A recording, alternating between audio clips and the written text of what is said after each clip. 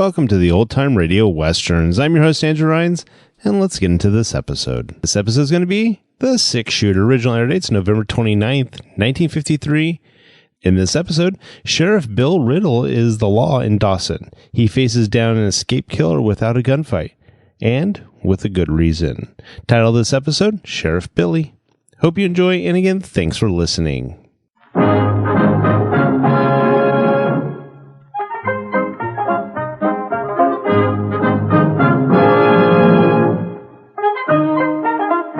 In a moment, you'll hear James Stewart as the Six Shooter, just one of the many fine programs brought to you Sundays on NBC. Listen to the NBC Star Playhouse with Frederick March and Florence Eldridge. Hear Stroke of Fate and what might have happened if fate had reversed historical facts. And keep tuned for the dramatic story of Last Man Out. It's a lineup of great programs, all of them heard only on NBC. James Stewart as the Six Shooter.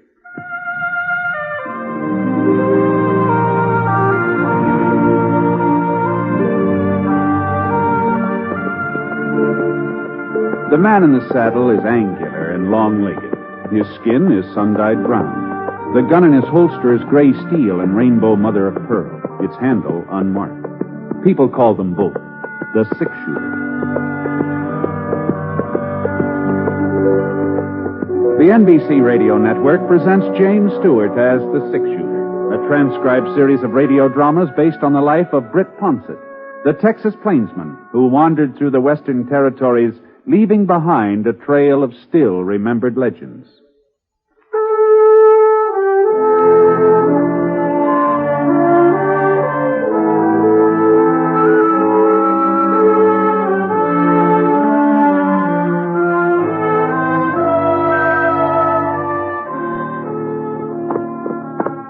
The snow was beginning to melt by the time I reached Dawson. You could hear it dripping from the eaves, hitting the boardwalk along the main street. I'd figured on being in town a couple of days earlier, but that storm sort of threw me off schedule. Not that I had to be there any particular day, but my winter job at Dave Engelman's ranch would be waiting for me whenever I showed up. But the sooner I got to Dave's, the sooner we could start moving his herd down to lower ground. Oh, Scar. Oh, boy. Well, It's almost noon, so I tied Scar to the hitching rail in front of Brick Vining's gambling hall and went hunting a place to eat. The town was sort of showing a little wear and tear. Of course, Dawson never had been a rich place, and I guess the drought last summer hadn't helped much. Folks just didn't have the money for improving the real estate, that's all. Except the jail. Gee, for a minute I couldn't believe my eyes. Well, it was all fixed up.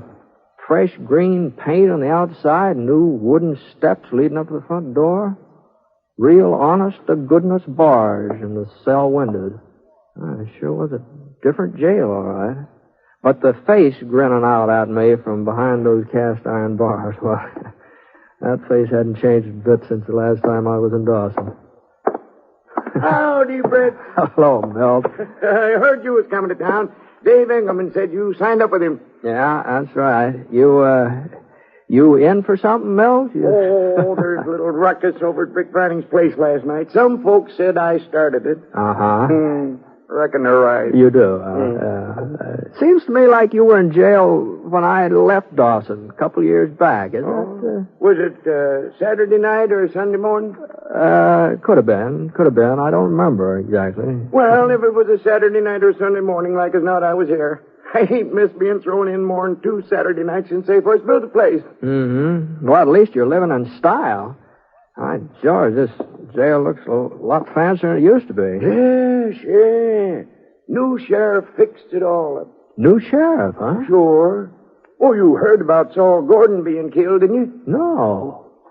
Well, what happened? Oh, well, it happened, maybe a couple of months ago. And, well, come on inside and have a look around while I tell you about it. Well, I don't know about that, Milt. You know, maybe the new sheriff wouldn't care about it. Oh, Sheriff Billy wouldn't mind. He'd like you to pay us a visit. Now, come on, Britt. The front door's unlocked. Well, all right.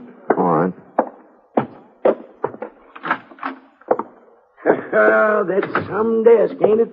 Solid mahogany. He had it shipped here, all the way from Frisco. Is that so? Mm-hmm. He paid for it out of his own pocket, too, Billy did. Town couldn't afford a desk like that. Oh, no. Don't suppose it could. Well, what about Saul? What happened to him? Well, like I said, it was around 2 months ago. The Baxter brothers had been seen heading this way from White Eagle. When Sheriff Gordon heard about it, he got some men together and started looking for him. Mm-hmm. Young Billy hadn't been in town very long. He wasn't obliged to join the posse, but he went anyway. Billy Riddle. That's his name, Britt. Uh-huh. Mm-hmm. It wasn't a very big posse, and when one of them Baxters shot the sheriff, well, that'd have been the end of it if Billy hadn't have took charge. Why, he managed to get off a couple of shots, and the next thing you know, both of them Baxter boys surrendered. So when Billy came back to town, well, nobody else was very anxious for the job of sheriff, so he seemed to be the logical man for it. You know, the way he handled the posse and all. Sure, Of course, some of the folks thought he was a little young for the job. Well, can't be more than 22 or 23. But he's got a good, firm grip on himself. He does. Oh, he ought to be showing up about now. He always turns me loose in time for my Sunday dinner. Real nice young fella. You'll like him. Southern boy. Oh? Yeah, I don't know why he came out west exactly. Good thing for the town he did, though. Oh, howdy, Sheriff, howdy. Oh, we're just talking about you. This here is Britt Ponset. Ponset? Oh, that's right. You've heard of him, ain't you? He's six-shooter. Oh, sure. Pleased to meet you, Mr. Ponset. Howdy, Sheriff. I just strolling by and Milt asked me to come inside. I'm glad you did. Well, Milt, I reckon you'd like to be on your way. Oh, I don't know, Sheriff. This jail's getting to be a darn sight more comfortable than my cabin. What with all your improvements? Well, if you want to stay... On second thought, I'd better be getting home now. Thanks for the hospitality anyway. Don't mention it. You head in my direction, Britt? Well, if you don't mind, Mr. Ponset, I'd like to talk to you. Just for a couple of minutes. Sure. Well, so long, then. See you next Saturday, Sheriff. Sure. Goodbye, Milt. I trust I'm not keeping you from anything, sir. No. I was just thinking about eating a little dinner, maybe, if there's a cafe open. Old Cotton serves a pretty good meal on Sunday. That's Cotton all? White, yeah. His place is right around the corner. Fine. Well, I'll give that a try. You wouldn't care to join me, would you? We could talk while we're eating. That is, if you don't have any other plans. Oh, thanks, Mr. Ponset. I'd like to join you. You see, I'd been hoping you'd turn up in Dawson.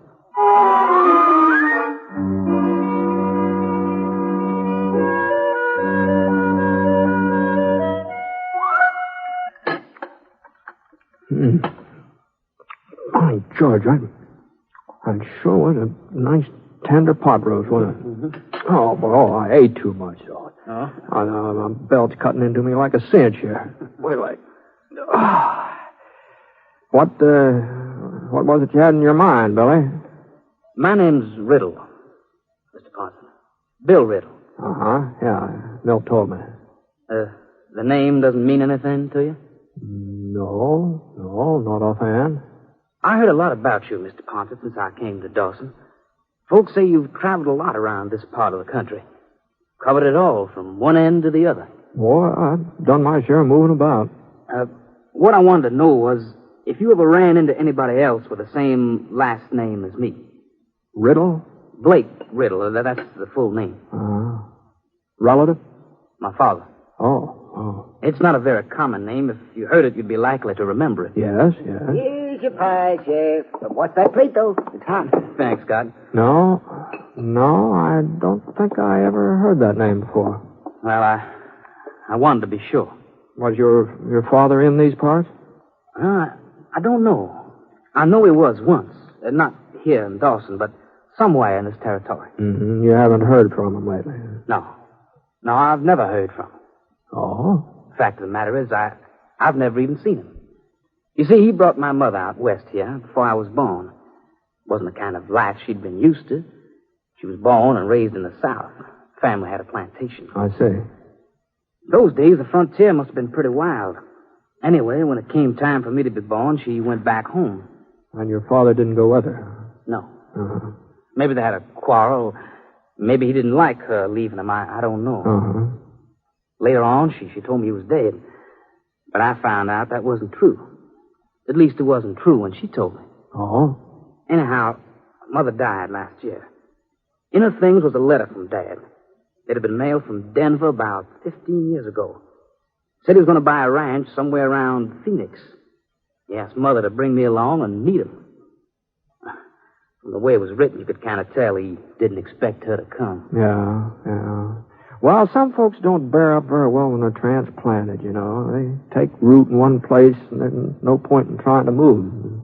Yeah, I reckon they just weren't suited. But now, well, I thought maybe if Dad was still alive, I thought maybe he and I...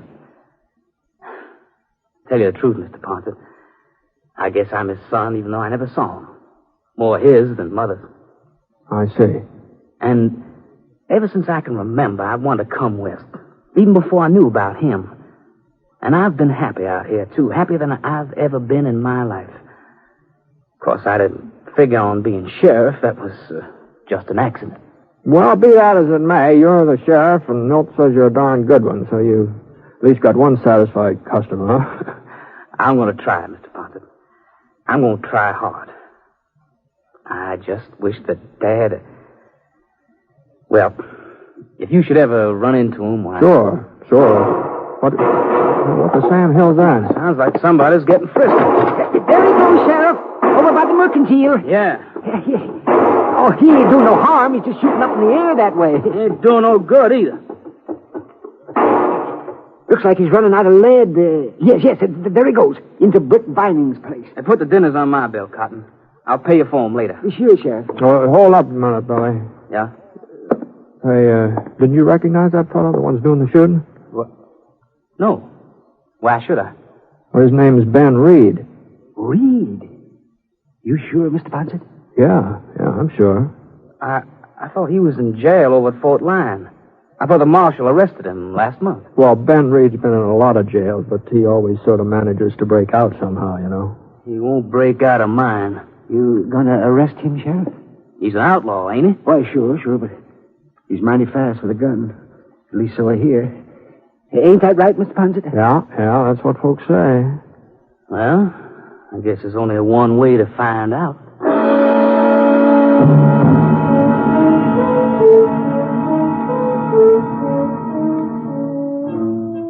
Sheriff Billy was young, all right, but he didn't walk young, and he didn't swagger. He just moved ahead like a man who knew where he was going. Of course, being a few years older wouldn't have done him any harm, especially if he was going to tangle with Ben Reed, and, well, there didn't seem to be any reason for me to miss all the excitement, so I started off in the direction of the gambling hall. If young Bill didn't know what he was doing, well, he'd soon find out.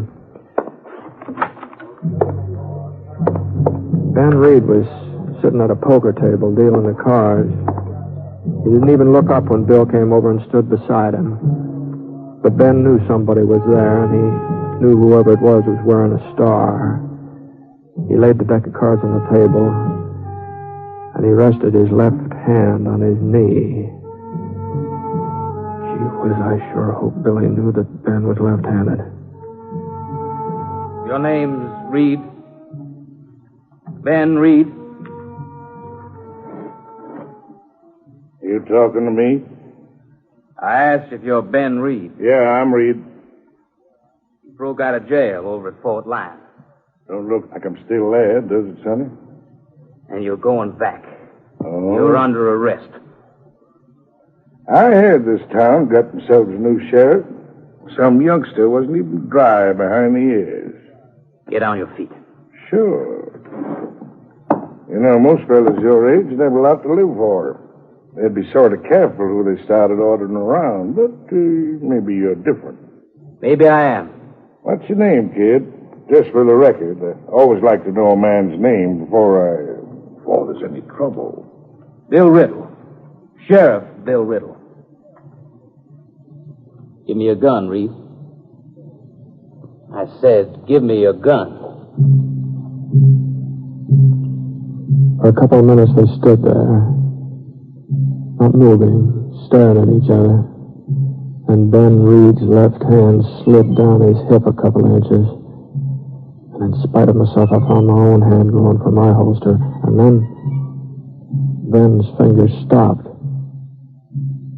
And I couldn't believe my eyes.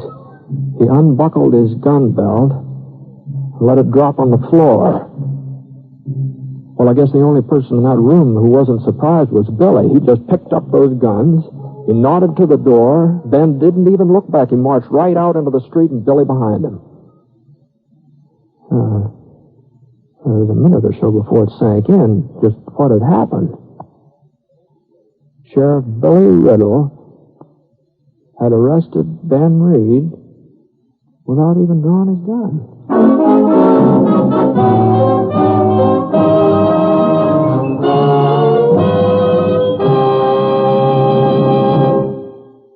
We'll return to James Stewart as the six-shooter in just a moment. Ladies and gentlemen, your attention, please. I've got $100, 100 genuine United States dollars, and they're yours for a mere 75. Well, friends, suppose you heard an offer like that. You'd jump at it fast, wouldn't you? Well, that's the very offer I'm making you today. I'm promising a guaranteed return of $4 for every $3 you invest. And all you do is buy United States savings bonds. So sign up today for the payroll savings plan where you work or the bond-a-month plan where you bank. You'll feel more secure tomorrow if you buy United States savings bonds today.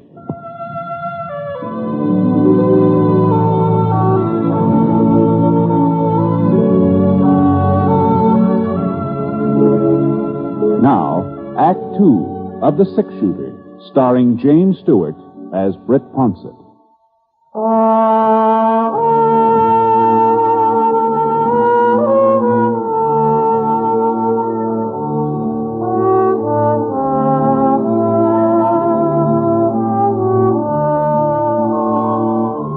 About 2 o'clock that Sunday afternoon, the snow started coming down again. Big, real big, heavy snow.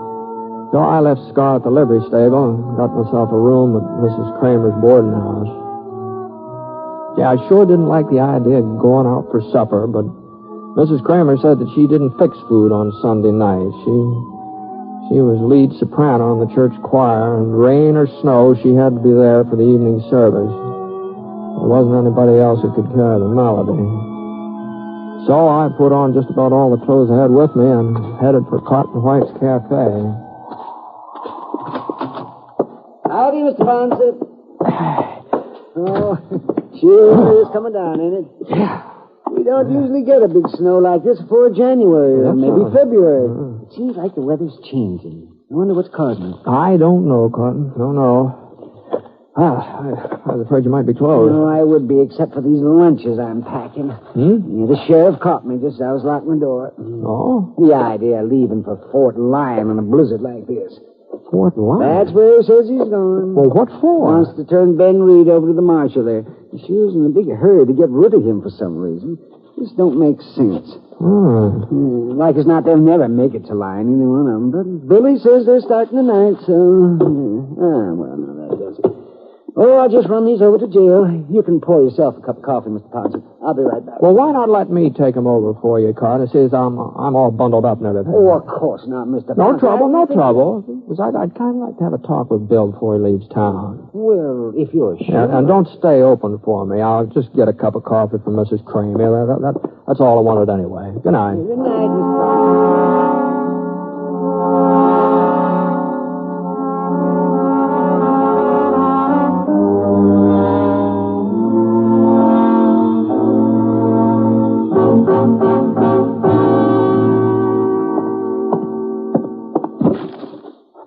Oh. Thanks for bringing them over, Mr. Ponset. Good night. Hey, Billy, you serious about striking out for Fort Lyon tonight? Yeah.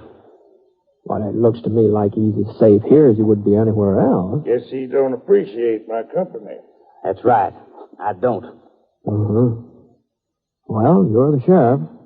Yeah. Fort Lyon's a 2-day ride in good weather. No telling how long it'll take you to get in a storm like this. Don't worry about that. Was something happened, Billy? I don't know what you mean. Well, I guess it's none of my business, whatever it is. No, it isn't. Sorry, Mr. Ponset.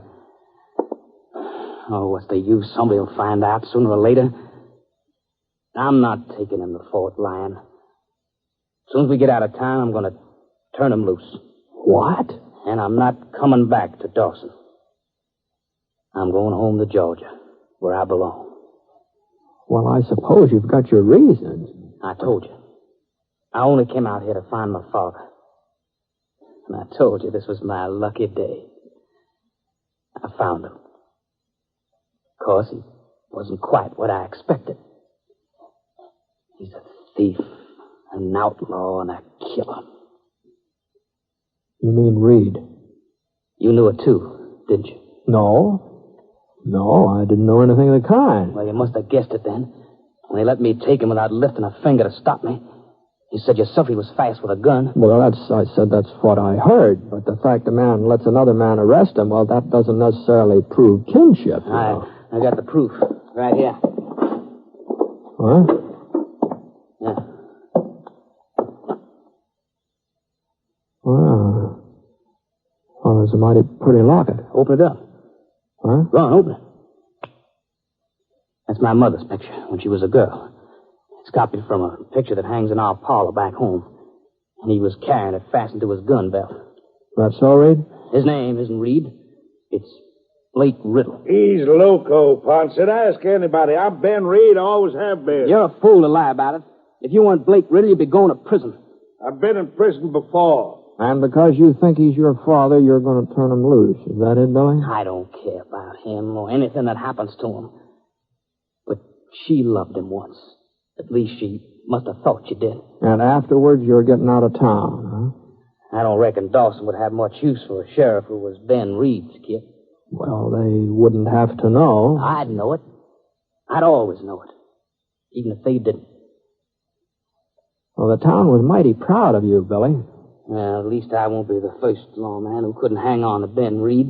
No, that's true enough. It just seems to me you're acting on mighty flimsy evidence. It seems to me there's a lot of ways a man could get a hold of a locket like this one.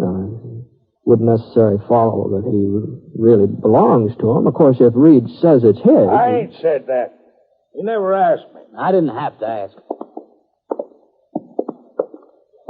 Well, what about it, Reed? Where'd you get it? I had it so long I almost forgot. Yeah. But it all come back to me when you was making such a fuss. Never thought a piece of junk like that would cause so much stir. Go on. I found it. It must be about 15 years ago now, maybe more. I was down around Phoenix, a little town named Court City. There were some other boys with me, and folks sort of got the idea we'd held up the bank. Come looking for us with a posse. Well, there was a couple hours of shooting, and afterwards the posse went back without us. Those that were still alive, that is. What's all this got to do with Well, let him finish, Bill. Well, we went out to look at the bodies, just to make sure the fellas were dead. One of them was carrying that locket, so Are you trying to say you killed my father? I don't know who killed him, not for certain. We was all shooting. I suppose it could have been me. You're lying. Well, why should he lie? If it's the truth, why did they keep that locket? Wasn't worth anything. Didn't have any value. Well, why'd they keep it? I'll tell you, kid. When I opened it up and looked at it, I said to myself, now, she's pretty nice looking. So I thought, seeing as how the fellow who was carrying the locket was sort of out of action, and maybe someday I might run into the woman in person having her picture, it'd sort of give me an excuse. You filthy rotten! I'd kill you with my bare hands. Bill, get hold of yourself. How could I ever have thought that a dirty, rotten killer would be my own? I must have been crazy, plumb crazy. You sure were. The idea of a kid of mine turned out to be a sheriff. It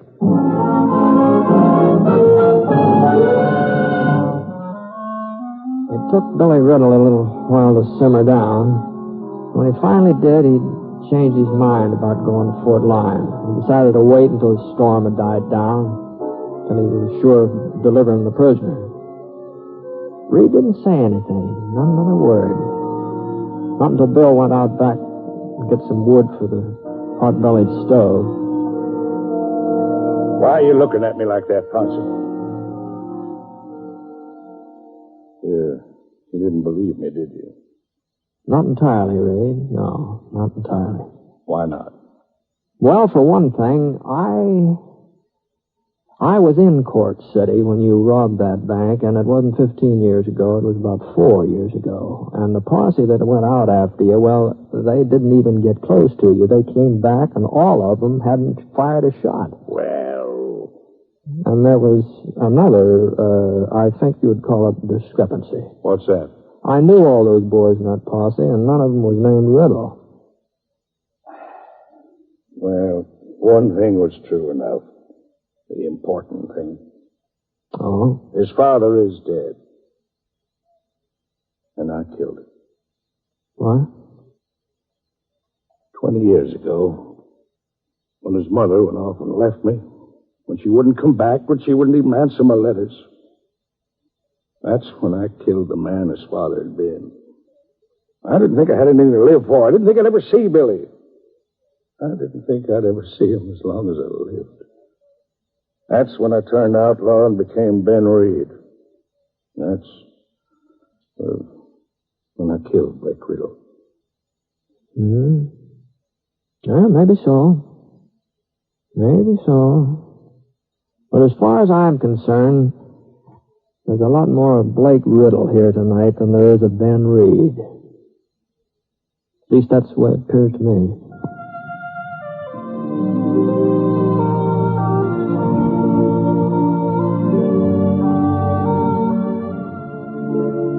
Well, it was a couple of days before that storm let up, and Sheriff Billy could take him over to the marshal at Fort Lyon.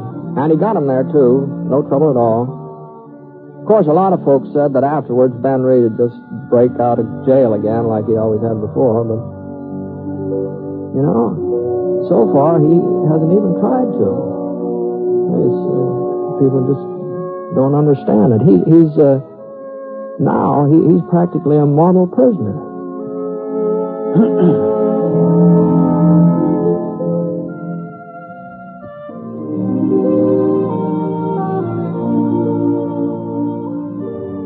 Within the next 5 years, millions of additional children will crowd the elementary schools.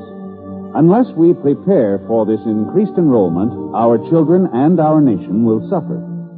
If America is to provide enough teachers and enough classrooms so that our children can receive a decent education, we must take immediate steps to improve some of our local school systems. Join and work with local civic groups and school boards, actively seeking to improve educational conditions, won't you? Because better schools make better communities.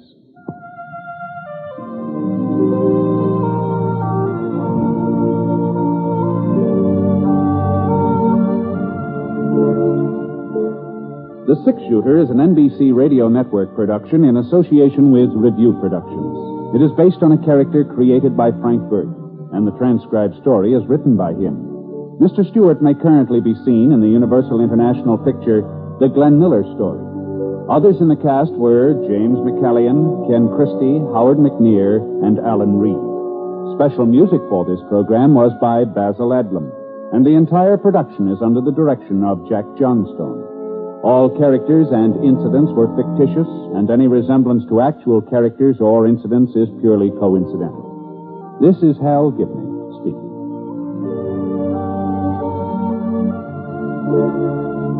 Tonight, hear Frederick March and Florence Eldridge in the NBC Star Playhouse on the NBC Radio Network.